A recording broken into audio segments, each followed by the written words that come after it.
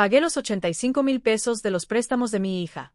Trabajé turnos dobles durante años, comiendo frijoles y arroz, solo para que ella pudiera comenzar su vida sin deudas. El día que necesité 500 pesos para mis medicinas del corazón, me miró sin pestañear y dijo: «Mamá, con 78 años, ¿para qué quieres seguir gastando dinero?». Y mientras yo estaba a punto de morir, ella se quedó con mi casa. Tengo 78 años y hoy te voy a contar cómo la hija por la que sacrifiqué mi vida entera me dejó morir en la puerta de mi propia casa. Pero antes de llegar a esa traición, necesito que entiendas todo lo que di por ella. Mi nombre es Esperanza. Qué ironía, ¿verdad? Porque durante mucho tiempo perdí toda esperanza en la humanidad, en mi propia sangre. Déjame llevarte 15 años atrás cuando Natalia, mi única hija, entró corriendo a nuestra casita en Coyoacán con una carta en las manos. Sus ojos brillaban con una emoción que hacía años no veía en ella. «Mamá, me aceptaron en la Facultad de Medicina». Recuerdo que estaba preparando chilaquiles en la estufa. El olor del jitomate hirviendo llenaba la cocina. Dejé todo y la abracé tan fuerte que podía sentir su corazón latiendo contra mi pecho. Mi niña iba a ser doctora. Después de quedarme viuda a los 51, después de limpiar oficinas durante años, después de vender tamales los fines de semana, finalmente algo bueno llegaba a nuestra vida. «Lo lograste, mi amor. Estoy tan orgullosa». Lo que no sabía era que esa carta de aceptación venía con un precio. 1,700,000 pesos en préstamos estudiantiles. 6 años de carrera, libros, uniformes, materiales, transporte. Natalia se sentó en la mesa de madera gastada donde habíamos cenado juntas por tantos años. «Mamá, es mucho dinero. Tal vez no es el momento». «No digas tonterías», la interrumpí. «Vamos a encontrar la manera. Siempre lo hacemos». Y así comenzó mi segundo trabajo, o mejor dicho, mi tercer trabajo. De lunes a viernes limpiaba 3 casas desde las 6 de la mañana hasta las 2 de la tarde. Después corría mi turno en un restaurante de comida corrida en La Condesa, donde lavaba platos hasta las 11 de la noche. Los fines de semana hacía y vendía tamales de rajas, de mole, de dulce. Me levantaba a las 4 de la madrugada para tener el vapor listo. Mis manos se llenaron de callos, de quemaduras, de grietas por el cloro y el agua fría. Pero cada vez que veía a Natalia estudiando hasta tarde, rodeada de libros enormes de anatomía, sentía que valía la pena cada ampolla. ¿Sabes cuántos turnos dobles trabajé? Ni yo misma lo sé. Perdí la cuenta después del primer año. Mi vida se volvió una rutina de supervivencia. Trabajar, pagar, dormir 4 horas, repetir. Dejé de ir al doctor cuando empezaron los dolores en el pecho. «Son los nervios», me decía. No había tiempo ni dinero para mis achaques. Recuerdo que una vez Natalia me encontró dormida en el sillón con mi uniforme del restaurante todavía puesto, oliendo aceite y cebolla. Eran las 3 de la mañana. Acababa de llegar. «Mamá, esto es demasiado. No tienes que matarte así por mí». Lu acracy al rostro. «Mi niña, yo ya viví mi vida. Ahora es tu turno. No voy a dejar que pierdas esta oportunidad». Pero ahora, con todo lo que sé, me pregunto si en ese momento ella sintió gratitud o si solo calculó cuánto le debía llegarle a costar mi sacrificio. Durante 6 años completos pagué cada peso de esa universidad. 100 pesos aquí para libros, 3,000 allá para uniformes clínicos, 5,000 para un curso especializado. Cuando no alcanzaba, empeñaba cosas. Primero fue la cadena de oro que mi difunto esposo me regaló en nuestro aniversario. Después los aretes de plata de mi mamá, como frijoles y arroz casi todos los días, arroz blanco con un huevo frito, si había suerte, café negro con pan del día anterior que me regalaban en la panadería de la esquina. A veces doña Carmela, mi vecina, me dejaba un platito de mole en mi puerta porque le había sobrado. Ambas sabíamos que era mentira, pero yo lo aceptaba con toda la dignidad que me quedaba. Natalia se graduó con honores. La vi cruzar ese escenario con su toga blanca y su birrete, recibiendo su título de médica cirujana. Lloré tanto que casi no podía verla. Eran lágrimas de orgullo, de alivio, de agotamiento. «Lo logramos, mamá. Lo logramos juntas». Juntas. Esa palabra me dio fuerzas para seguir. Después vinieron 3 años más de especialización, otros 800,000 pesos en deudas. Para ese momento, yo tenía 70 años y mi cuerpo empezaba a cobrarme la factura de tanto abuso, pero no podía parar. Faltaba tan poco. Finalmente, a mis 73 años hice el último pago, 1,700,000 pesos en total. Cada centavo ganado con el sudor de mi frente arrugada y mis manos destrozadas. Natalia ya era una cardióloga establecida trabajando en un hospital privado de Polanco. Se había casado con Rodrigo, un arquitecto con buen apellido y mejor cuenta bancaria. Vivían en una casa hermosa en Satélite. Tenían 2 hijos, Sebastián de 14 y Miranda de 12. Yo seguía en mi casita de Coyoacán, la misma casa donde Natalia creció, donde su papá murió de un infarto cuando ella tenía 15 años. 2 recámaras pequeñas, un patio con mi limonero y mis gerneos y esa cocina donde todavía podía oler los desayunos que preparé durante toda mi vida. Pensé que finalmente podría descansar. Que Natalia, ahora exitosa y sin deudas, me ayudaría un poco. No esperaba que me mantuviera solo, ya sabes, que me llamara más seguido, que me visitara, que me preguntara cómo estaba. Pero las visitas se fueron espaciando. Primero era una vez por semana, luego cada 15 días, después solo en días festivos y siempre con prisa. Perdón, mamá. Tengo una cirugía mañana temprano. Mamá, los niños tienen tarea. Mamá, Rodrigo y yo tenemos una cena importante.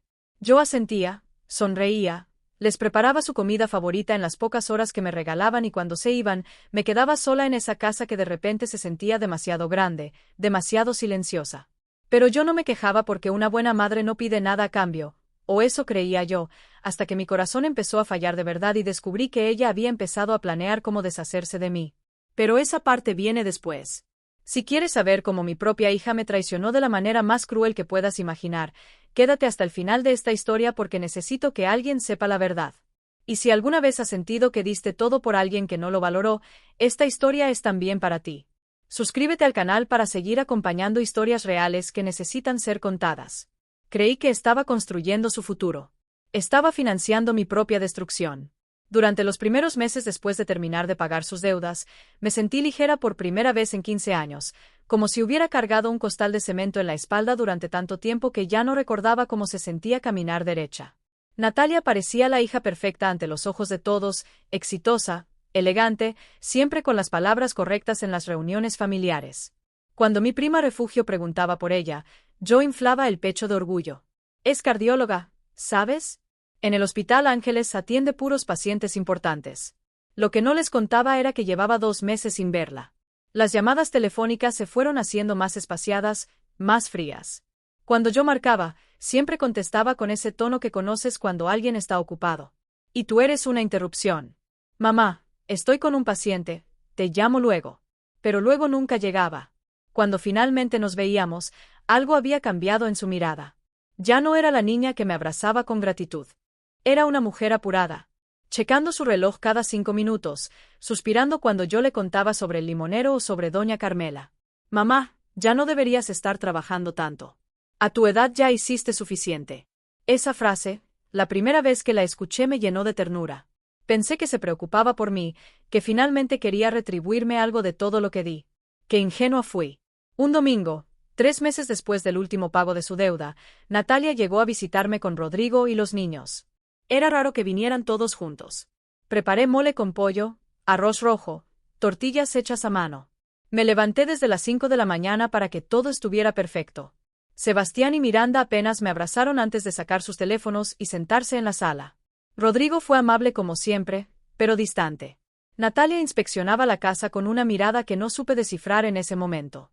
Mamá, esta casa se está poniendo muy grande para ti sola. Me serví un vaso de agua. Mis manos temblaban un poco. Últimamente temblaban seguido. Es mi hogar, mi amor. Aquí creciste tú. Aquí. Sí, ya sé. Me interrumpió con una sonrisa que no llegaba a sus ojos. Pero piénsalo, 2 plantas, escaleras, ese patio que hay que mantener es mucho trabajo para una mujer de tu edad. Rodrigo tosió incómodo. Natalia le lanzó una mirada rápida que no alcancé a interpretar.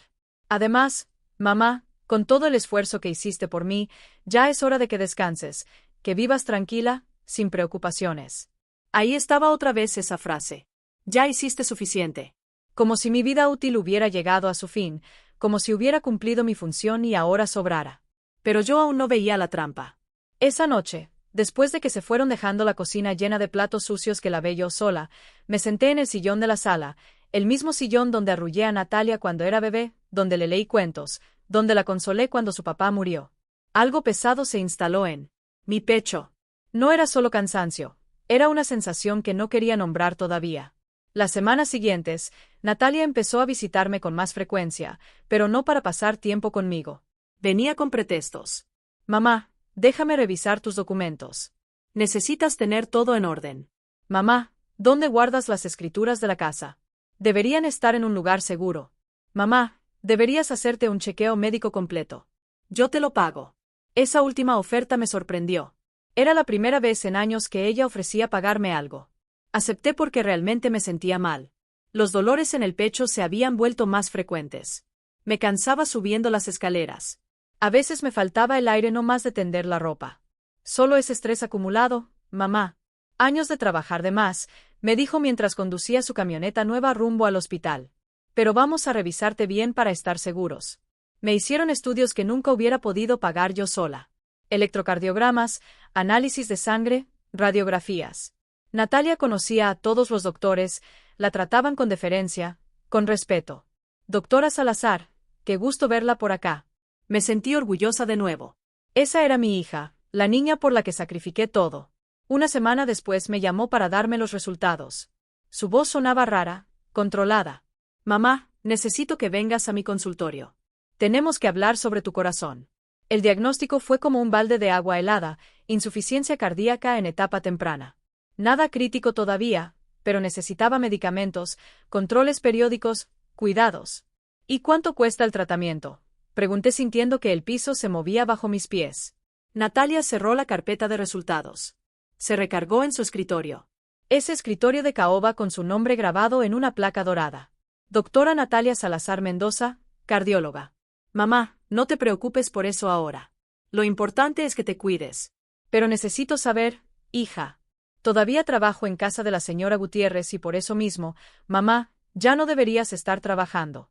Mírate, tu cuerpo te está pasando la factura. Tenía razón, pero también tenía que comer. Tenía que pagar luz, agua, gas. La jubilación del seguro apenas me alcanzaba para lo básico. Hay medicamentos más económicos, dijo después de un silencio largo. No tan efectivos como los que realmente necesitas, pero podrían ayudar un poco. Sentí algo quebrarse dentro de mí, algo pequeño, como una rama seca. Y los otros, los que realmente necesito. Natalia suspiró. Ese suspiro que ya me estaba volviendo familiar. El suspiro de alguien que tiene cosas más importantes que hacer. Son caros, mamá. Casi 10,000 pesos al mes y tendrías que tomarlos por el resto de tu vida, el resto de mi vida. Que según mi corazón enfermo tal vez no fuera tanto tiempo. Mira, continuó suavizando la voz. Lo que necesitas es reducir el estrés, dejar de trabajar, simplificar tu vida. Esa casa tan grande requiere mucho mantenimiento, muchos gastos. ¿Has pensado en mudarte a algo más pequeño, más manejable? Ahí estaba de nuevo la casa. Natalia, esa es mi casa, la casa de tu papá, donde tú sí, mamá, lo sé, pero papá ya no está y tú estás sola. No tiene sentido que te aferres a un lugar que te está consumiendo. Me quedé callada porque quizás tenía razón. Quizás yo solo era una vieja terca aferrándose al pasado. Piénsalo, dijo, y me dio una palmadita en la mano. Una palmadita. Como se le da a un perro. Por ahora, toma estos medicamentos básicos. Hablaremos del tratamiento completo más adelante. Salí de ese consultorio con una receta para medicinas de segunda clase y un peso nuevo en el pecho que no tenía nada que ver con mi corazón enfermo.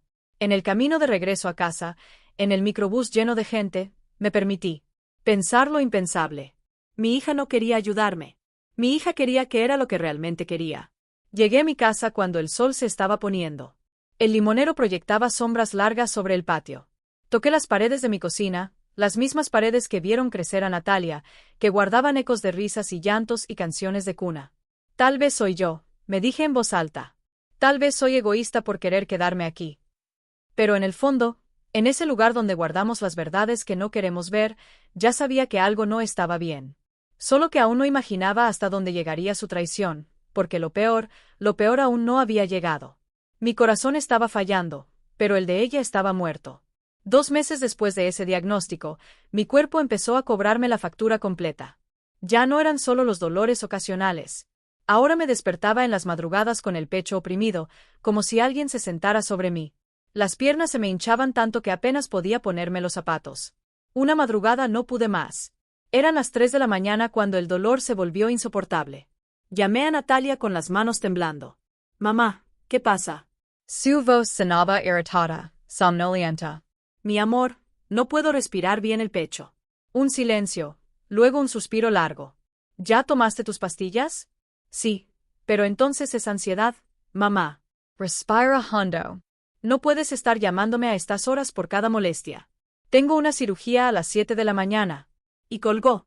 Me quedé sentada en la orilla de mi cama con el teléfono en la mano, sintiendo que me ahogaba, no por falta de aire, por algo mucho peor.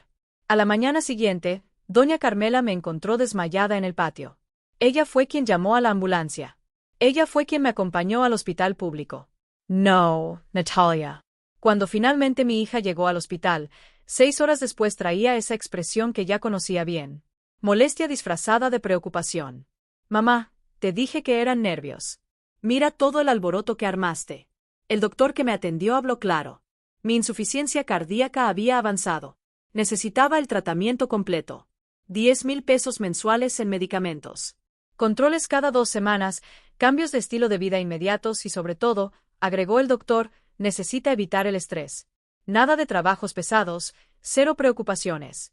Natalia asintió como la doctora profesional que era, pero cuando quedamos solas, su máscara se deslizó un poco. Mamá, esto se está saliendo de control. No puedes pagar ese tratamiento. Yo tengo mis propios gastos, los niños, la hipoteca. No te estoy pidiendo nada, susurré. Mi voz salió más débil de lo que quería. Lo sé, pero tampoco puedes seguir así, trabajando, estresándote, viviendo sola en esa casa enorme que requiere mantenimiento constante. Ahí estaba otra vez la casa. He estado pensando. Continúa acercando su silla. Y creo que ha llegado el momento de tomar decisiones inteligentes. Por tu bien, sacó unos papeles de su bolsa, papeles oficiales que traía preparados, como si hubiera estado esperando este momento. Esto es un poder notarial, algo temporal, solo para que yo pueda ayudarte a manejar tus asuntos si algo te pasa, tus cuentas, tus documentos, la casa. Mi corazón dio un vuelco y esta vez no fue por la enfermedad. No entiendo, hija, ¿por qué necesitas eso? Porque eres realista, mamá, tienes 78 años y un corazón que ya no responde bien. Si algo te sucede, ¿quién va a poder actuar rápido? Piensa en los niños, en tu herencia. Todo debe estar en orden. Usó a mis nietos Sebastián y Miranda, los mismos niños que apenas me pelaban cuando venían, pero que ahora aparecían en su discurso como razones urgentes para firmar. Además, bajó más la voz, mirando alrededor como si alguien pudiera escucharnos. Si vendes la casa y te mudas a un lugar pequeño, más manejable, podrías usar ese dinero para tu tratamiento, para vivir tranquila tus últimos años. Últimos años. Lo dijo así, sin filtro. No quiero vender mi casa, Natalia. No estoy diciendo que la vendas ahora. Solo que tengamos todo preparado por precaución. Algo en su tono, algo calculado, ensayado. Pero yo estaba cansada, asustada, acababa de desmayarme. Mi corazón era una bomba de tiempo. Es solo por seguridad, mamá, para que yo pueda ayudarte si tú no puedes tomar decisiones. ¿Confías en mí, verdad? Esa pregunta fue la trampa perfecta. ¿Cómo decirle que no a la hija por la que sacrifiqué todo? ¿Cómo admitir que empezaba a dudar de ella? Firmé con la mano temblando, con un nudo en la garganta, firmé ese maldito papel. Natalia sonrió. Una sonrisa que debió haberme advertido todo. Guardó los documentos en su bolsa con movimientos rápidos, eficientes. Perfecto, ahora descansa. Yo me encargo de todo. Esa noche, sola en mi cama del hospital, con el sonido de las máquinas pitando a mi alrededor, recordé algo que había olvidado o que había querido olvidar. 2 semanas antes, cuando Natalia revisaba mis documentos importantes, encontró mi anillo de matrimonio. Ese anillo de oro blanco con un pequeño diamante que mi esposo me puso hace más de 50 años. Mamá, ¿todavía usas esto? Pesa mucho para tus dedos hinchados. Lo tomó entre sus dedos, evaluándolo como quien evalúa mercancía. Deberías guardarlo en un lugar seguro o mejor vendámoslo. Podría sacar unos 15,000 pesos. Te ayudaría con tus gastos. Me lo quité esa tarde. Le dije que sí porque necesitaba dinero para la consulta que venía, porque me convenció de que era lo lógico. Vi cómo se lo llevaba. El último pedazo físico de mi matrimonio, de mi juventud, de cuando alguien me amó sin pedirme nada a cambio. Tranquila, mamá, te consigo el mejor precio. Nunca vi ese dinero. Cuando le pregunté semanas después, me dijo que lo había usado para pagar unos gastos urgentes míos que ella había cubierto.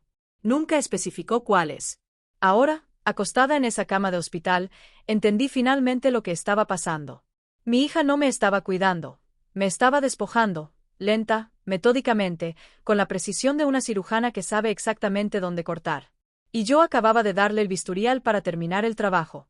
Me convenció de que era por mi bien mientras planeaba quedarse con todo. Salí del hospital una semana después con una bolsa llena de medicamentos baratos y un papel firmado que me quitaba el control de mi propia vida. Aunque todavía no lo sabía, Natalia se volvió más presente, pero no de la manera que una madre desearía. Venía a revisar cosas, a mover papeles, a tomar fotografías de los rincones de mi casa con su teléfono, solo documentando el estado actual. Mamá, para el seguro. ¿Cuál seguro? Nunca me explicó. Una tarde llegó con Rodrigo y un hombre que presentó como un valuador de propiedades. No me preguntó si podían entrar, simplemente lo hicieron. El hombre recorrió mi casa con una tableta, tomando notas, midiendo paredes, evaluando cada rincón como si yo no estuviera ahí, como si ya no fuera mía. Mamá, es solo para tener una idea del valor. Por si acaso, ¿qué? Pero ya no preguntaba. Porque cada vez que lo hacía, Natalia suspiraba con ese cansancio que me hacía sentir como una carga. El valuador se fue dejando un folder. Natalia lo guardó rápido, pero alcancé a ver el número. 3.5 millones de pesos. Esa noche no pude dormir. Mi casita valía eso, el lugar donde crié a mi hija sola, donde sobrevivía la muerte de mi esposo, donde cada pared guardaba recuerdos que no tenían precio. Los domingos, Natalia empezó a llevar a Sebastián y Miranda con más frecuencia, pero algo había cambiado en cómo me trataban. Abuela, ¿es cierto que te vas a mudar pronto?, preguntó Miranda mientras jugaba con su teléfono sin siquiera mirarme. ¿Mirar? No, mi amor. ¿Quién te dijo eso? Mamá, dijo que ya no puedes cuidarte sola, que te vas a ir a un lugar donde haya enfermeras. Sentí que el piso se abría bajo mis pies. Miré a Natalia, que preparaba café en mi cocina como si nada. Hija, ¿de qué está hablando? Ay, mamá, los niños confunden las cosas. Solo les comenté que existen residencias muy bonitas para adultos mayores, por si algún día las necesitas. Pero Miranda no había confundido nada. Sus palabras fueron demasiado específicas. Sebastián ni siquiera participó en la conversación. Estaba hundido en su videojuego. Estos eran mis nietos, los niños por los que supuestamente yo debía organizar mi herencia. Esa tarde, después de que se fueron, marqué a mi prima refugio. Necesitaba hablar con alguien que me conociera de verdad.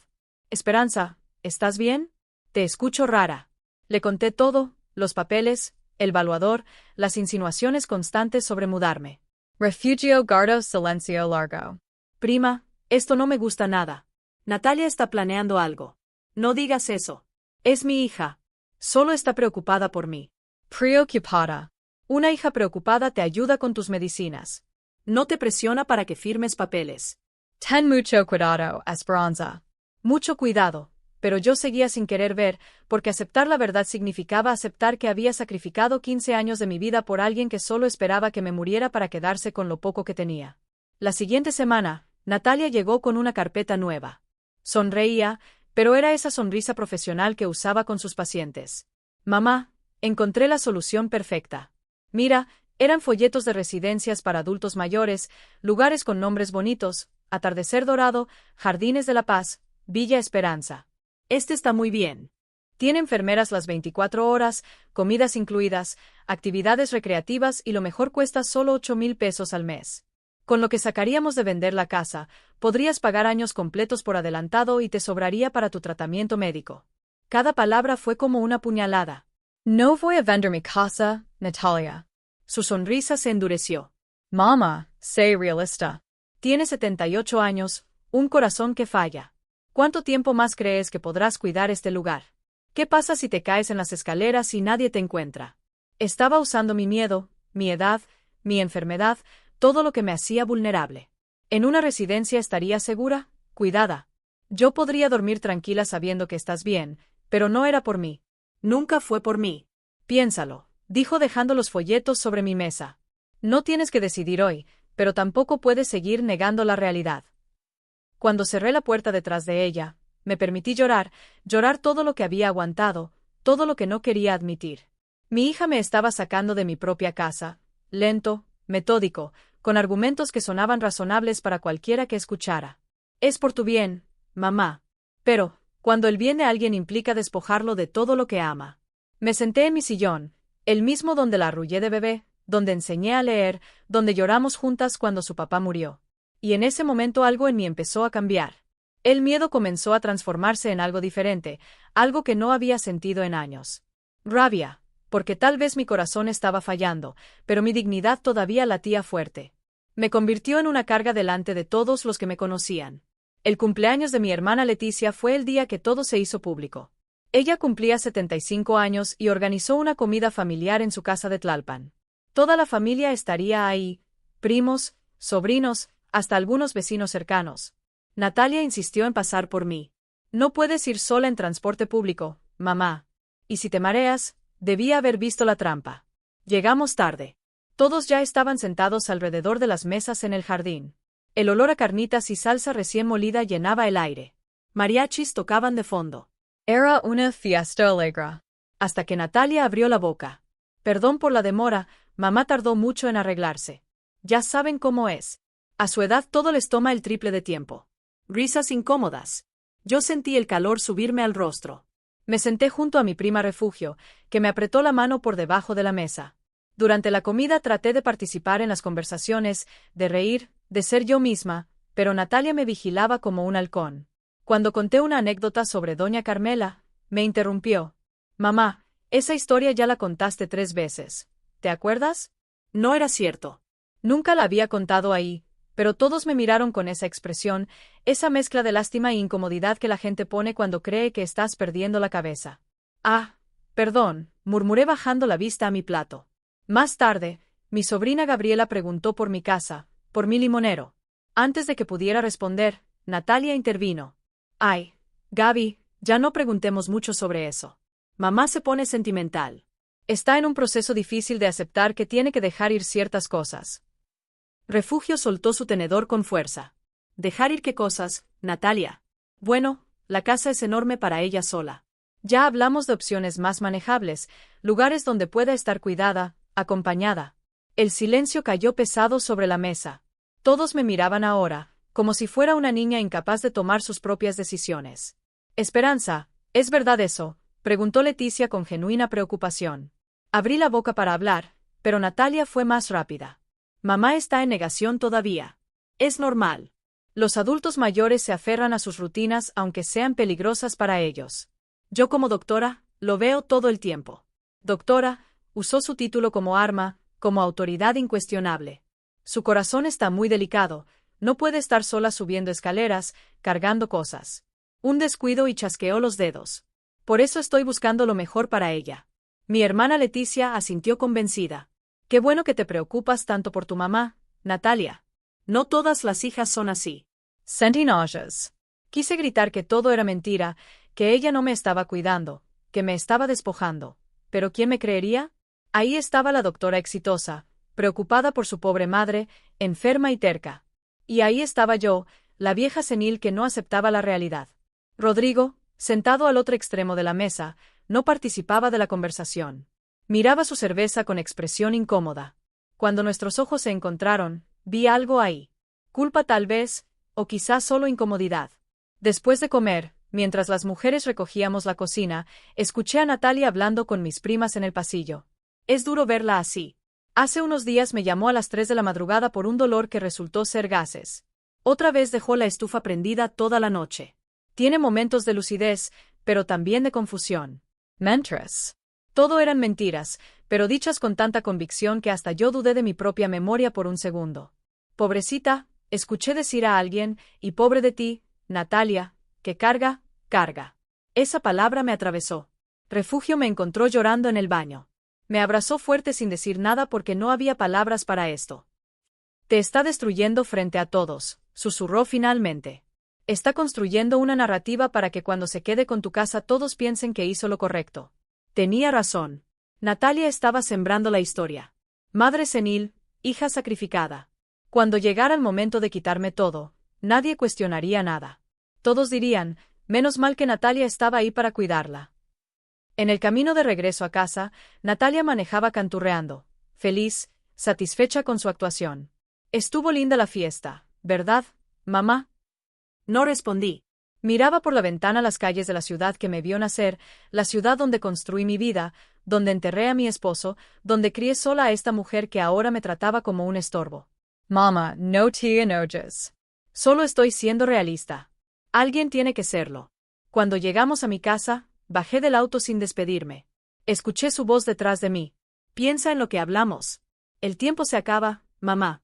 Tu corazón no va a esperar a que estés lista. Cerré la puerta, me recargué contra ella y por primera vez en mi vida sentí miedo real de mi propia hija porque ya no se escondía, ya no disimulaba. La humillación pública había sido su forma de decirme, ya no me importa lo que pienses. Voy a hacer lo que quiera y todos van a aplaudirme. Pero ella no sabía algo, que las mujeres de mi generación aprendimos a sobrevivir cosas peores que la traición de una hija y que cuando no te queda nada que perder, te vuelves peligrosa. Mientras yo agonizaba en el hospital, ella cambiaba las cerraduras. Todo pasó una noche de octubre. Recuerdo la fecha exacta, 17 de octubre, porque fue el día que casi muero y el día que perdí mi hogar. Esa tarde me sentía extraña, un peso aplastante en el pecho que no se iba con las pastillas, sudor frío. Mario. Llamé a Natalia 3 veces. No contestó. A las 9 de la noche el dolor se volvió insoportable. Llamé a doña Carmela con el último aliento que me quedaba. Doña Espe, Dios mío, no se mueva. Ya llamo a la ambulancia. Lo siguiente que recuerdo son luces brillantes, voces distantes, el sonido agudo de una sirena y oscuridad. Desperté 3 días después en terapia intensiva, tubos por todos lados, el pitido constante de las máquinas, una enfermera revisando mis signos vitales.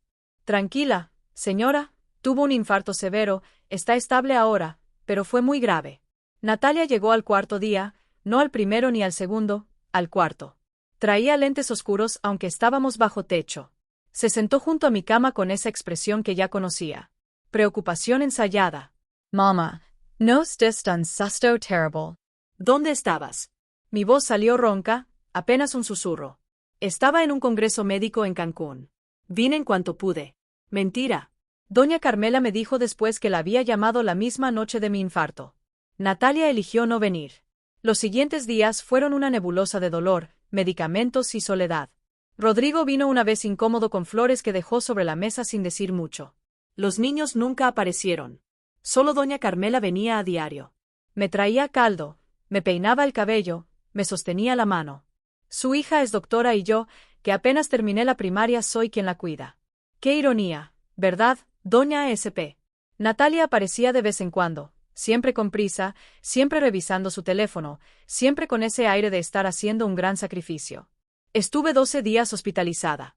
12 días entre la vida y la muerte. 12 días en los que, según supe después, Natalia estuvo muy ocupada. El día que me dieron de alta, doña Carmela fue quien me recogió. Natalia tenía una cirugía urgente. Rodrigo ofreció su auto, pero ella lo necesitaba. Llegamos a mi casa al atardecer. El limonero se veía hermoso con la luz dorada del sol. Las bugambilias de mi vecina se asomaban sobre la barda. Todo se veía igual. Hasta que intenté abrir la puerta. La llave no entraba. Intenta nuevo. Nada. Doña Carmela, algo está mal. Ella probó también. La cerradura había sido cambiada. Un frío me recorrió el cuerpo que no tenía nada que ver con el clima. Toc el timbre. Nadie respondió. Golpeé la puerta. Silencio. Esto no puede estar pasando, murmuré sintiendo que las piernas me fallaban. Marqué a Natalia, contestó al cuarto tono. Mamá, ¿qué pasa? No puedo entrar a mi casa. La cerradura. Ah, sí. Mandé cambiarlas por seguridad mientras estabas en el hospital. No podía dejar la casa vulnerable. Y mis llaves. Un silencio demasiado largo. Las tengo yo. Pero mamá, necesitamos hablar. Ya no puedes vivir sola. Lo del infarto fue una advertencia clara. Natalia, abrim la puerta. Es mi casa. Mama, tranquilízate. No es bueno que te alteres. Mira, ya hablé con un abogado. Con el poder notarial que firmaste, tengo autoridad para tomar decisiones sobre la propiedad. Si tu salud está en riesgo y claramente lo está. El mundo se detuvo. Doña Carmela me sostuvo porque literalmente me estaba cayendo. ¿Qué hiciste? Lo que debía hacer hace meses. Transferí la casa a mi nombre. Y es legal, mamá. Todo está en orden. Hice lo mejor para ti. No podía respirar. El pecho me ardía otra vez. Te encontré un lugar perfecto, una residencia en Tacuba, limpia, segura, con enfermeras. Ya está pagado el primer mes. Puedes instalarte mañana. Natalia, por favor. Esto no es negociable, mamá. Casi te mueres. ¿Quieres que la próxima vez te encuentren 3 días después tiesa en el piso de tu casa? Porque eso es lo que va a pasar. Cada palabra era una bofetada. Paso mañana a las 10 para llevarte a conocer tu nuevo hogar. Empacas solo lo necesario. Ropa, documentos personales. Lo demás lo manejo yo. Natalia, no puedes hacerme esto. Ya está hecho, mamá. Y en el fondo, cuando se te pase el berrinche, vas a agradecerme. Y colgó. Me quedé ahí parada frente a la puerta de mi propia casa. La casa que pagué con 40 años de trabajo. La casa donde enterré mi juventud, mis sueños, mi matrimonio. Doña Carmela lloraba a mi lado. Esto no puede ser legal. No puede. Pero lo era porque yo firmé, porque confié, porque fui una tonta que creyó que el amor de madre era correspondido. Esa noche dormí en el sillón de doña Carmela. Ella me prestó una pijama, me preparó té de tila, me dejó llorar en su hombro hasta que ya no me quedaron lágrimas. Mañana vamos con un abogado, me dijo. Esto no se va a quedar así. Pero yo sabía la verdad. Natalia era doctora, respetada, con recursos. Yo era una vieja enferma que había firmado papeles sin leer bien. ¿Quién me creería? Mi hija me había sacado de mi propia casa mientras agonizaba en un hospital. Y lo peor, lo hizo con total frialdad, como si yo ya estuviera muerta. Me encerraron como basura, pero mi mente nunca estuvo más clara. La residencia Nuevo Amanecer no tenía nada de nuevo ni de amanecer. Era un edificio gris de 3 pisos en una colonia olvidada de Tacuba, con rejas oxidadas y un olor a desinfectante barato que no lograba ocultar otros olores peores. Natalia me dejó en la entrada con 2 maletas. Es temporal, mamá, hasta que te estabilices. Mentora número 1000. Me asignaron un cuarto en el segundo piso, 12 metros cuadrados que compartía con otra anciana llamada Socorro, quien no paraba de rezar el rosario en voz alta día y noche. Una cama dura, un closet diminuto, una ventana con vista al estacionamiento de una tortillería. Eso era todo. Los primeros días fueron un infierno silencioso. Me la pasaba sentada en la orilla de mi cama, mirando las paredes color verde hospital, sintiendo como mi alma se apagaba poco a poco. La comida era horrible, caldo aguado, pollo duro como suela de zapato, pan viejo, nada que ver con mis chilaquiles, con mi café de olla, con las tortillas recién hechas de doña Carmela. Natalia venía cada 2 semanas, 15 minutos exactos, nunca más, nunca menos. Revisaba que estuviera tomando mis medicinas, firmaba papeles y se iba con una sonrisa de deber cumplido. ¿Ves, mamá? Aquí estás segura, cuidada. ¿No es mejor que estar sola en esa casa enorme? No respondía. Ya no tenía fuerzas para pelear, pero entonces conocí a don Esteban. Era un hombre de 82 años, delgado, con un bigote blanco perfectamente recortado y unos ojos azules que todavía brillaban con inteligencia. Usaba un bastón de madera elegante y siempre vestía con camisa, aunque fuera solo para bajar al comedor. Me lo encontré una tarde en el jardincito trasero de la residencia. Yo estaba sentada en una banca viendo pasar las horas sin sentido. ¿Puedo?, preguntó señalando el espacio junto a mí. Asentí sin muchas ganas. Se sentó con un suspiro, sacó un pañuelo y limpió sus lentes. Detesto este lugar, dijo sin preámbulos. Pero supongo que usted también. Algo en su tono me hizo sonreír por primera vez en semanas. Se nota tanto, señora. Usted tiene cara de alguien a quien le robaron la vida. Lo sé porque yo tengo la misma cara. Y así empezó nuestra amistad. Don Esteban había sido abogado laboralista durante 40 años. Su esposa murió 5 años atrás. Su hijo único, ingeniero exitoso en Monterrey, lo metió en la residencia por su propio bien y se quedó con su departamento en la del Valle. Lo vendió en 4,5 millones. Me da 3,000 pesos al mes para mis gastos. ¿Sabe cuánto cuesta este lugar? 8,000. Él paga lo demás y se queda con todo lo que sobra. Era mi historia con otros nombres, otros números, pero el mismo guión. Durante las siguientes semanas, don Esteban se convirtió en mi confidente. Look honey to do.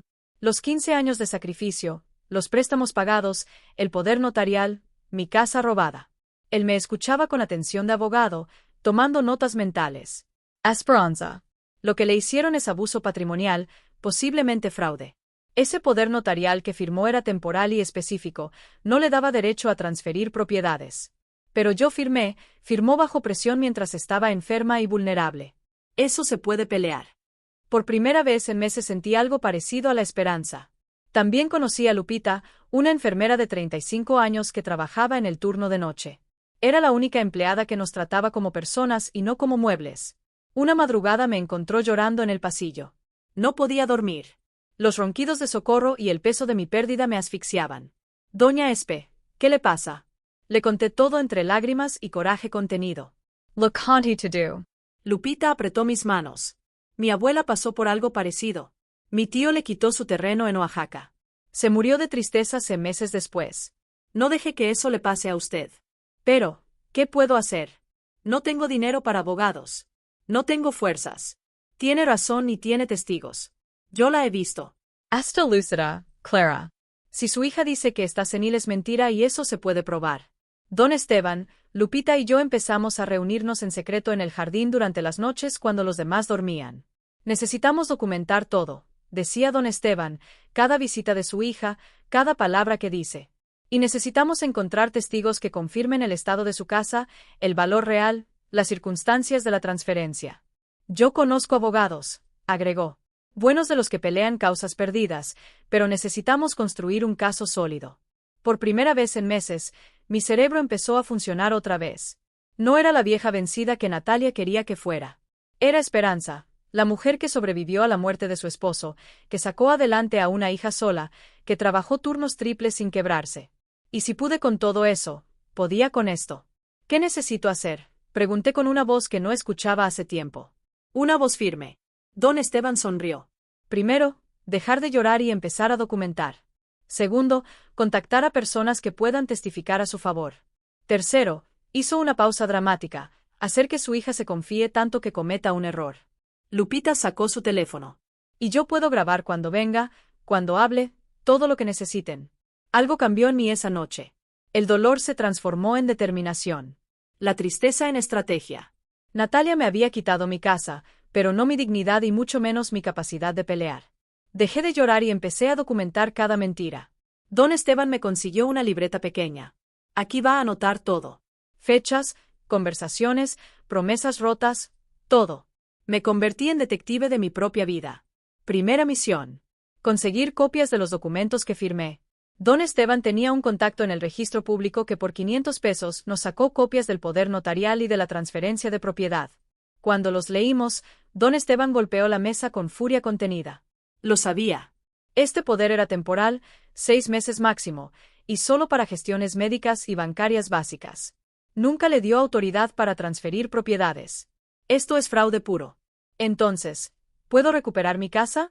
Si demostramos que hubo coerción, abuso de confianza y que usted estaba vulnerable. Sí, pero necesitamos más que esto. Lupita resultó ser una aliada invaluable.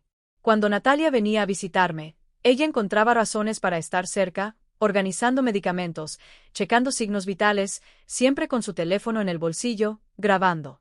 En una de esas visitas, Natalia se quejó con la directora de la residencia. Mi madre necesita más sedantes. Se pone ansiosa, combativa, no quiere aceptar su realidad. Lupita lo grabó todo, incluida la parte donde Natalia agregó, entre menos lúcida esté, mejor para todos. Esas palabras me destrozaron, pero también me dieron munición. Don Esteban me enseñó algo importante. El enemigo más peligroso es el que se confía. Natalia cree que ya ganó. Esa será su perdición. Mi prima refugio fue la siguiente pieza clave. La llamé desde el teléfono público de la residencia. Prima, necesito tu ayuda, pero tiene que ser en secreto. Refugio vino a verme una semana después. Se hizo pasar por una nueva residente visitando las instalaciones. Nos sentamos en el jardín como dos desconocidas. Le di instrucciones específicas.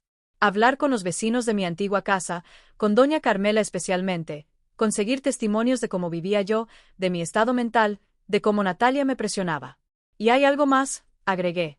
Necesito que vayas al notario donde se hizo la transferencia. Pregunta quién estuvo presente, qué documentos presentó Natalia si yo estaba ahí. Refugio apretó mi mano. Te van a devolver tu casa, prima. Te lo juro. 2 semanas después, Refugio regresó con información que cambió todo. Doña Carmela dio un testimonio desgarrador. Cómo me encontró desmayada. Cómo Natalia tardó días en venir al hospital. Cómo vio a hombres cambiando las cerraduras mientras yo agonizaba. Don Ramiro, mi vecino de toda la vida, confirmó que yo estaba perfectamente lúcida siempre, que cuidaba mi casa, pagaba mis cuentas, vivía de forma independiente. Pero lo más importante, Refugio habló con el notario. Esperanza. Tu hija presentó el poder notarial y un certificado médico falso que decía que estabas en estado de demencia avanzada y que no podías tomar decisiones. Tú nunca estuviste presente en la transferencia. Mi sangre hirvió, un certificado médico falso. Ella, siendo doctora, había falsificado documentos. Eso es un delito grave, dijo don Esteban cuando se lo conté. Con esto y las grabaciones tenemos un caso sólido, pero necesitábamos una cosa más, que Natalia se hundiera con sus propias palabras. Don Esteban diseñó un plan. Usted va a pedirle que venga. Le va a decir que está lista para firmar más papeles, que acepta todo. La va a hacer sentir segura y entonces va a hacerle preguntas específicas mientras Lupita graba. Era arriesgado, pero era nuestra única oportunidad. Lame a Natalia. Fingí una voz débil, derrotada. Hija, necesito verte. Quiero arreglar unos papeles pendientes sobre la casa. Escuché su sonrisa al otro lado del teléfono. Claro, mamá. Voy el sábado. Me da gusto que finalmente estés siendo razonable. Ese sábado monté el escenario perfecto. Le pedí a la directora que nos dejara usar la sala de visitas privada. Mi hija y yo necesitamos privacidad para asuntos legales. Lupita escondió su teléfono detrás de un florero en modo de grabación. Cuando Natalia llegó, traía una carpeta nueva, más papeles para que firmara seguramente. Mamá, te ves mejor. El descanso te está cayendo bien. Me traig el courage. Sonreí como la vieja tonta que ella creía que era. Hija, he estado pensando mucho sobre la casa, sobre todo. Me alegra que hayas entrado en razón. Solo tengo algunas dudas. La casa valía 3,5 millones, ¿verdad? Más o menos, pero con las reparaciones que necesitaba la vendí en 2.800. Mentira. Don Esteban averiguó que no la había vendido. Estaba a nombre de ella esperando el momento perfecto. ¿Y ese dinero dónde está? Natalia suspiró con fastidio. Mamá, está invertido para tu futuro, para cuando necesites más cuidados. Puedo verlo. Los papeles de la inversión. Su cara cambió. No necesitas ver nada. Yo me encargo de todo. Para eso me diste el poder, ¿recuerdas? Sí, pero ese poder era temporal para emergencias médicas. Era para lo que yo considerara necesario. Su voz se endureció. Mamá, ¿no vamos a empezar con esto otra vez? Es que no entiendo, hija. Trabajé 15 años para pagar tu carrera. ¿Por qué siento que ahora me cobras cada peso que invertí en ti? El silencio fue pesado. Natalia dejó la carpeta sobre la mesa. ¿Quieres la verdad, mamá? Asentí sintiendo mi corazón acelerarse y entonces ella soltó todo lo que necesitaba para destruirla. Monté un escenario y ella cayó como la ambiciosa que siempre fue. Natalia se recargó en la silla, cruzó las piernas y me miró con una frialdad que nunca olvidaré. ¿Quieres la verdad? Está bien, ya es hora de que seas realista. Mantuve la compostura. Detrás del florero, el teléfono de Lupita seguía grabando. Mamá, tú ya cumpliste tu función, pagaste mi carrera. Eso fue lo único que realmente necesitaba de ti. Era tu obligación como madre, ¿no? Darme las herramientas para triunfar. Cada palabra era un cuchillo. La casa siempre debió ser mía. Yo soy hija única. Eventualmente me iba a tocar. Solo aceleré el proceso. Pero me dejaste sin nada. Mi voz tembló. No tuve que fingirlo. Te dejé con un techo, comida y cuidados médicos. ¿Qué más necesitas a tu edad? ¿Para qué desperdiciar dinero en una vieja que no tiene futuro? Ahí estaba. Lo había dicho con esas palabras exactas. Además, seamos honestas. Tú ya viviste tu vida, criaste a tu hija, te casaste, trabajaste, ya está. Ahora es mi turno de disfrutar lo que me corresponde y mis últimos años, mis recuerdos en esa casa. Natalia soltó una risa seca. Ay, mamá, los recuerdos están en tu cabeza, no en 4 paredes. Superalo. Respire profundo. Don Esteban me había preparado para esto. Empújala más. Haz que suelte todo. Y si yo no hubiera firmado ese poder, ¿qué hubieras hecho? Su sonrisa se torció. Hubiera encontrado la manera. Un certificado de demencia no es difícil de conseguir cuando conoces doctores. Una firma aquí, otra allá. Mamá, yo soy médica. Sé cómo funciona el sistema. Acababa de confesar falsificación de documentos, pero me facilitaste las cosas firmando. Siempre fuiste tan confiada, tan ingenua. Se inclinó hacia adelante. Mira, te voy a decir algo que nunca te dije. Esos 15 años que trabajaste como burra por mí, nunca te lo pedí. Fue tu decisión sacrificarte. Yo solo acepté el regalo. Era tu educación, tu futuro. Y yo te lo agradecí siendo exitosa, pero no te debo mi vida entera.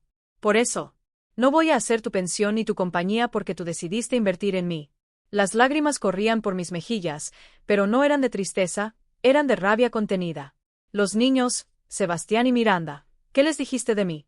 La verdad que eres vieja, que tu mente falla, que es mejor que estés donde te cuiden. Ellos lo entienden. No necesitan una abuela senil en sus vidas. Senil, Natalia, yo estoy perfectamente bien. Ah, sí. Se rió con crueldad. Entonces, ¿por qué estás encerrada aquí?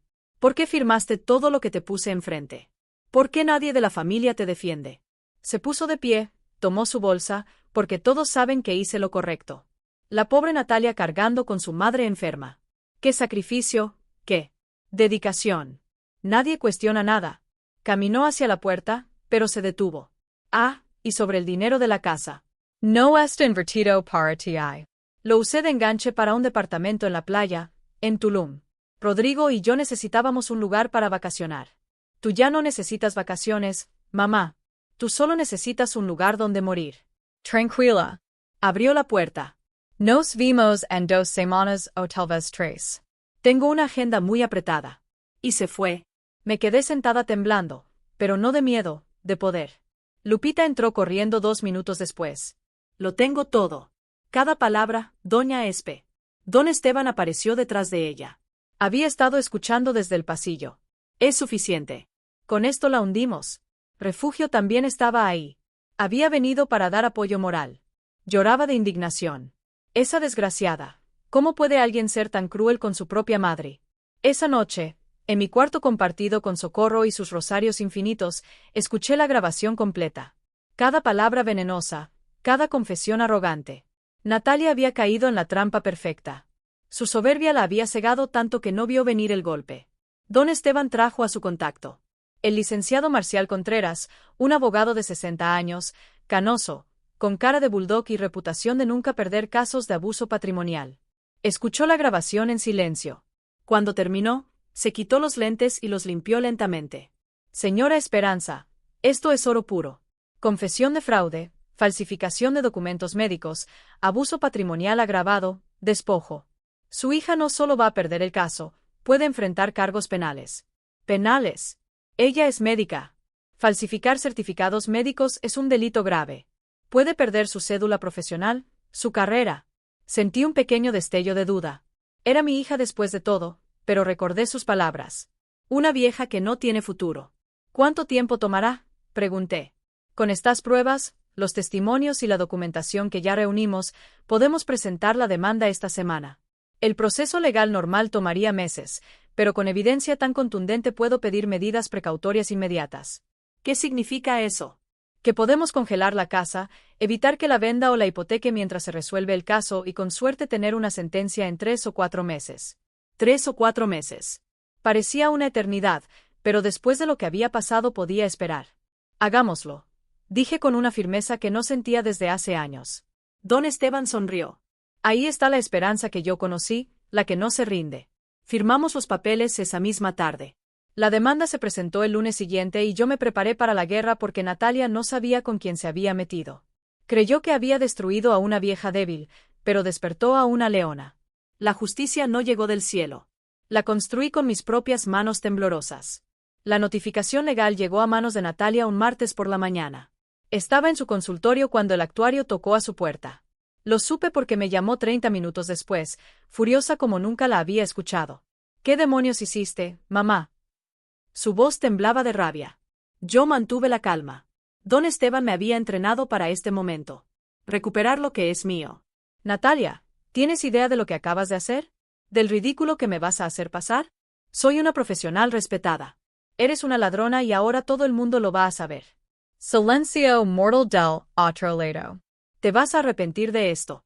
Voy a demostrar que estás demente, que te manipularon, que tengo grabaciones, Natalia, de todo lo que dijiste, de cómo confesaste que falsificaste documentos, de cómo me llamaste vieja sin futuro. La escuché respirar fuerte, luego colgó. El licenciado Contreras había hecho un trabajo impecable. La demanda incluía despojo, fraude, abuso patrimonial agravado, falsificación de documentos y violencia patrimonial contra adulto mayor. Las medidas precautorias funcionaron. La casa quedó congelada.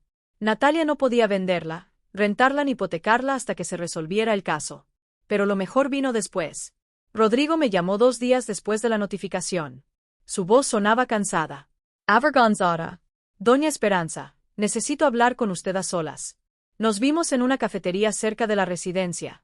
Rodrigo traía ojeras profundas, el cabello desordenado. No era el hombre pulcro que yo conocía. No sabía nada, dijo antes de sentarse. Juro por mis hijos que no sabía cómo la había tratado. La casa, los documentos falsos, nada. ¿Cómo es posible? ¿Vives con ella? Natalia me ocultó todo. Me dijo que usted había firmado voluntariamente, que estaba feliz en la residencia. Yo quis creerlo. Bajó la mirada, pero cuando llegó la demanda y leí las acusaciones, la confronté. ¿Y qué dijo? Se puso como loca. Gritó que usted era una malagradecida, que después de todo lo que ella hizo por usted, así le pagaba. Yo le dije, ¿qué hiciste tú por ella? Ella pagó tu carrera completa. Rodrigo sacó un sobre de su portafolio. Encontré esto en su estudio. Documentos que pensaba usar en su defensa. El certificado médico falso que presentó al notario. Correos donde cotizaba el departamento en Tulum usando el dinero de su casa. Todo. Me pasó el sobre.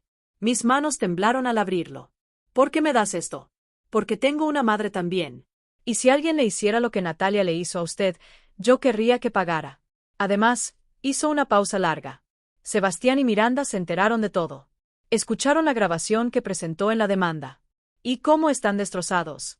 Miranda no le habla a su mamá. Sebastián está en terapia. Les rompió el corazón saber que su abuela los necesitaba y ellos creyeron las mentiras. Las lágrimas llegaron sin aviso. Ellos no tienen la culpa. Lo sé.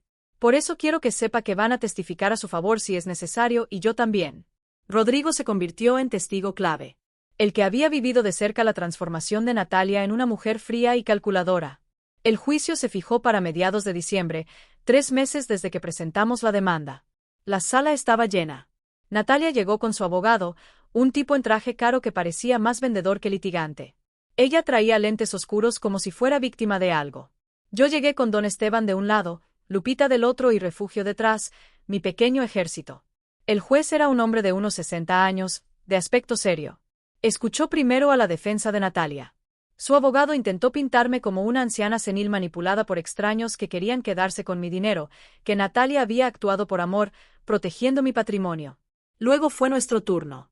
El licenciado Contreras presentó las grabaciones. En esa sala silenciosa, la voz de Natalia resonó como un trueno. Tú ya cumpliste tu función. Era tu obligación como madre. No voy a desperdiciar dinero en una vieja que no tiene futuro. Vi cómo Natalia se hundía en su silla, como su abogado cerraba los ojos resignado. Después vinieron los testimonios. Doña Carmela lloró contando cómo me encontró desmayada. Don Ramiro confirmó mi lucidez mental. Refugio narró las manipulaciones sistemáticas. Pero el golpe final fue Rodrigo. Presentó los documentos que Natalia escondía. El certificado médico falso con la firma falsificada de un colega, los correos sobre el departamento en Tulum, todo. Mi esposa no actuó por amor, dijo Rodrigo con voz firme. Actuó por ambición y lo peor es que destruyó a la única persona que realmente la amó sin condiciones. Natalia intentó hablar. Balbuceó algo sobre malentendidos, sobre malas interpretaciones. El juez levantó la mano. Suficiente. Miranda y Sebastián estaban en la sala. Miranda lloraba en silencio. Sebastián me miraba con una mezcla de vergüenza y tristeza. Después de 2 horas de presentación de pruebas, el juez se retiró a deliberar. Volvió 30 minutos después. He revisado cuidadosamente toda la evidencia presentada, las grabaciones, los testimonios, los documentos y mi veredicto es claro. Sentí que el corazón se me salía del pecho. La casa es devuelta a su propietaria legítima, la señora Esperanza Mendoza García. Además, la demandada deberá pagar una compensación por daño moral de 450,000 pesos, más los gastos médicos que la señora Esperanza tuvo que cubrir sola durante este periodo. No podía creer lo que estaba escuchando. Adicionalmente, he ordenado que se investigue penalmente la falsificación de documentos médicos. El caso será turnado a la fiscalía correspondiente. Natalia se puso de pie de un salto. Esto es injusto. Ella me manipuló. Yo solo quería protegerla. El juez la miró con dureza. Doctora Salazar, le sugiero que guarde silencio. Sus propias palabras la condenaron. Y así, en esa sala fría de juzgado, recuperé mi vida. No solo recuperé mi casa, le enseñé el significado de perder todo. La sentencia cayó como un martillo sobre la vida perfecta de Natalia y yo estuve ahí para ver cómo se desmoronaba pieza por pieza. Lo primero fue su reputación. El caso se filtró a los medios, no con todos los detalles, pero suficiente. Doctora, despoja a madre enferma de su patrimonio. Los titulares fueron despiadados. Sus colegas del Hospital Ángeles se enteraron.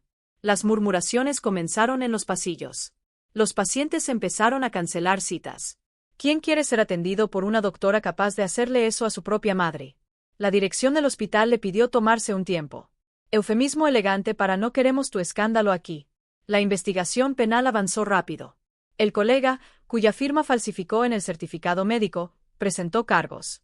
El Colegio de Médicos abrió un proceso de revisión de su cédula profesional. Natalia, la cardióloga exitosa, la profesional respetada, se estaba derrumbando, pero lo que más le dolió fue perder a su familia. Rodrigo pidió el divorcio 2 semanas después del juicio. Me lo dijo cuando vino a ayudarme a mudarme de regreso a mi casa. No puedo seguir con alguien capaz de esto. Los valores que yo pensaba que compartíamos nunca existieron. Y los niños están conmigo. Natalia puede verlos, pero con supervisión. Ellos mismos lo pidieron así. El día que regresé a mi casa fue agridulce. La propiedad estaba intacta, pero se sentía vacía, fría, como si los meses de abandono hubieran robado su alma. Don Esteban, Lupita, Refugio y doña Carmela me ayudaron a limpiar, a ventilar, a devolverle vida. Rodrigo trajo muebles que Natalia había sacado. Sebastián y Miranda vinieron a ayudar también. Abuela, perdónanos. Miranda lloró en mis brazos. Creímos sus mentiras. Pensamos que tú, Esach, mi niña, ustedes son víctimas también. Allo los engano a todos. Fue Sebastián quien me contó lo peor o quizás lo mejor, dependiendo de cómo se viera. Mamá tuvo que vender el departamento de Tulum. Necesitaba dinero para pagar tu compensación y sus abogados. Perdió todo lo que invirtió. Justicia poética en su máxima expresión. El lugar que compró con el dinero de mi casa, el símbolo de su traición, tuvo que venderlo para pagarme a mí. Un mes después del juicio, Natalia intentó visitarme. Llegó sola, sin avisar. A media tarde la vi desde la ventana. Se veía destruida, delgada, con el cabello sin arreglar, ropa arrugada. Ya no era la doctora pulcra y exitosa. Tocó el timbre. No abrí de inmediato. La dejé esperar. Cuando finalmente abrí la puerta, se quedó parada ahí, sin saber qué decir. Mamá, ¿qué quieres, Natalia? Perdón. Necesito que me perdones. Perdí todo. Mi trabajo, mi matrimonio, mis hijos me odian. No tengo nada. Esas palabras, las mismas que yo pude haber dicho meses atrás. Y vienes a buscar perdón porque lo necesitas tú. No porque realmente te arrepientas, lloró. Lágrimas reales esta vez sin cálculo detrás. No sé qué me pasó. La ambición, el dinero, querer darle a mis hijos lo que yo no tuve. Me perdí en el camino. Tú lo tuviste todo, Natalia. Una madre que se mató trabajando por ti, una educación que te abrió todas las puertas, pero no fue suficiente. Lo sé. Y ahora lo perdí todo. La miré, de verdad, la miré y vi a una mujer rota, pero no sentí el impulso de abrazarla, de consolarla como lo hubiera hecho antes, porque algunas heridas son demasiado profundas. Natalia, durante meses me preguntaba qué hice mal, cómo fallé como madre para que llegaras a esto, pero ahora entiendo que no fue mi culpa. Yo te di amor incondicional. Tú elegiste convertirlo en una transacción comercial. Mamá, por favor, no te voy a negar el perdón, pero tampoco voy a olvidar. Puedes seguir tu vida, reconstruir lo que destruiste, pero no esperes que yo esté ahí para recogerte cada vez que caigas. Sacó algo de su bolsa. Una llave. Es de la casa. La última copia que me quedaba. La tomé. ¿Sabes qué es lo más triste de todo esto? Que si me hubieras pedido ayuda, si hubieras sido honesta conmigo sobre tus problemas de dinero, yo hubiera encontrado la manera de ayudarte, porque así amamos las madres sin condiciones. Lo sé, susurró. Por eso duele más. Se dio la vuelta para irse, pero se detuvo. Los niños quieren verte. Rodrigo dice que está bien. Diles que los espero el domingo para comer. Voy a hacer mole. Asintió y se fue caminando despacio, encorvada, como si cargara el peso del mundo. Sentí lástima. Sí, era mi hija. Después de todo, la perdoné completamente, ¿no? Porque el perdón verdadero toma tiempo y algunas traiciones dejan cicatrices permanentes. Esa noche, sentada en mi sala, con una taza de café de olla caliente entre las manos, miré alrededor mi casa, mi hogar recuperado. Don Esteban había muerto 2 semanas después del juicio. Su corazón simplemente se detuvo mientras dormía, pero murió feliz, sabiendo que había ayudado a ganar una última batalla. Lupita seguía visitándome. Ya no era mi enfermera, era mi amiga. Refugio venía cada semana con pan dulce y chismes del barrio. Doña Carmela seguía dejándome platitos de comida en mi puerta, aunque ya no los necesitaba. Había perdido meses de mi vida. Había sufrido traiciones que nunca imaginé, pero también había encontrado algo que no sabía que tenía. Fuerza, dignidad, la capacidad de levantarme cuando todo parecía perdido. Natalia me quitó mi casa por un tiempo, pero yo le quité algo que nunca podrá recuperar, su paz, porque ahora ella vivirá el resto de su vida sabiendo que destruyó a la única persona que la amó sin pedir nada a cambio. Y esa es la verdadera justicia poética. A mis 78 años aprendí que nunca es tarde para defenderse y nunca es temprano para cosechar lo que siembras. Han pasado 6 meses desde el juicio.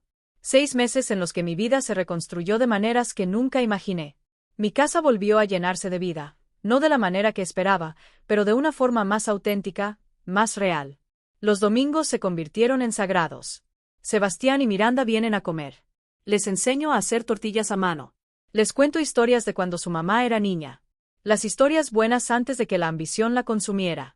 Abuela, ¿por qué mamá cambió tanto? Me preguntó Miranda una tarde mientras molíamos el chile para el mole. A veces, mi niña, el éxito nos hace olvidar de dónde venimos. Tu mamá se perdió en el camino, pero eso no significa que no pueda encontrarse de nuevo. ¿Tú crees que lo haga? Eso depende de ella. Yo ya hice mi parte. Rodrigo también viene de vez en cuando. Se siente culpable por no haber visto las señales, pero yo no guardo rencor contra él. Doña Esperanza, si hubiera sabido. Ya, mi hijo. Lo importante es que estuviste ahí cuando importó. Eso vale más que cualquier disculpa. Con la compensación que Natalia pagó, pude finalmente costear mi tratamiento médico completo, las medicinas que realmente necesito, los controles regulares, una vida digna. Todavía trabajo, pero ahora por elección, no por necesidad. Vendo mis tamales los fines de semana porque me gusta, porque es mi tradición. La gente del barrio dice que son los mejores de Coyoacán. Doña Carmela y yo nos volvimos inseparables. Compartimos cafés por las tardes, nos reímos de las telenovelas, nos acompañamos en el silencio. Doña Espe, usted es la mujer más valiente que conozco. No fui valiente, Carmela. Solo dejé de tener miedo. Y es verdad. Durante años viví con miedo de molestar, de pedir, de reclamar lo que era mío. Miedo de que mi hija dejara de quererme si no era la madre perfecta y sacrificada. Pero ese miedo casi me mata, literalmente. Ahora vivo diferente con la frente en alto, sabiendo que mi valor no está en lo que puedo dar, sino en quién soy. Natalia está reconstruyendo su vida lentamente. Consiguió trabajo en una clínica más pequeña con un salario mucho menor. El proceso penal terminó con libertad condicional y trabajo comunitario. Perdió su cédula por 2 años. La veo de lejos. A veces nos cruzamos en el mercado, en la calle, nos saludamos con un gesto de cabeza, nada más. La amo. Sí, es mi hija. Eso no cambia. ¿Confío en ella? No. Y quizás nunca vuelva a hacerlo completamente. La necesito. Ya no. Y ese fue el descubrimiento más liberador de todos. Un día, 3 meses después del juicio, llegó una carta a mi puerta. Era de Natalia, escrita a mano, no impresa, páginas y páginas de disculpas, de reconocimiento, de dolor. Mama, no espero que me perdones. Ni siquiera estoy segura de merecerlo, pero necesito que sepas que cada día cargo con lo que hice. No por la sentencia del juez, sino por la sentencia de mi propia conciencia. Destruí lo más valioso que tenía por cosas que no valen nada. El departamento, el dinero, el prestigio, todo se fue.